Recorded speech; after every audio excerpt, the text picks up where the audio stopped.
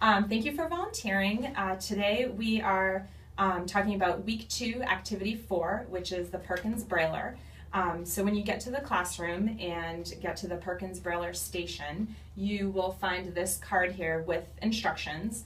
But I'm just going to go over what we have really quick in this training session. So we've got the Perkins Brailler. We also have some visuals here. We've got the cells of what the cells look like with the 6 tennis balls, just as a visual cue, as well as this card that has each of the letters represented with what their cells would look like that we can refer to while you're typing on the Perkins Brailler.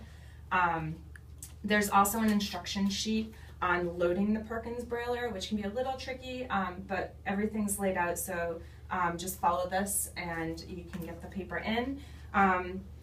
Pretty much what we're going to do is make sure that the carriage return is all the way on the edge and the line advance is in stopped position.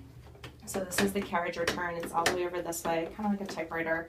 This is the line advancer, it's going to stop. Pull these paper release levers back. We load in the paper and you roll it towards you and you roll it all the way in. And before you start typing on it, just hit the line advancer twice. 1, 2. Okay, now the paper is loaded in. What we're going to do now is, as the children come in, we're just going to practice typing out initials. So I'll do my initials. We're going to take a pencil and just write your initials on the top. So I'm going to write S, L, C.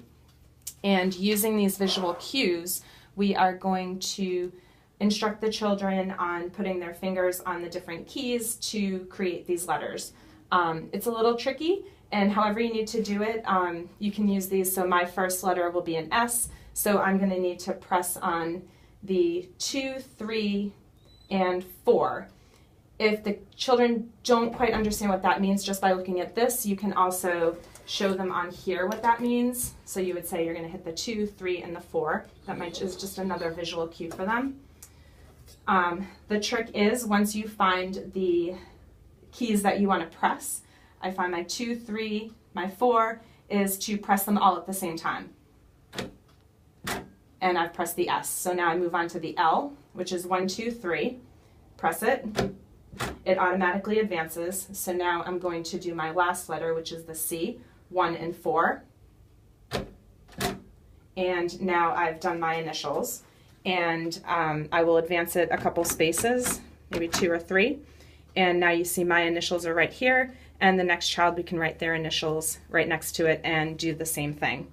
At the end of the session, we're going to keep the paper in for the entire grade, for the entire class. And at the end of the session, we can cut them up and give them to the teachers if the kids want to bring them home. It's kind of a neat take-home for them to see their initials in Braille. But we'll use the same paper for the entire activity. All right.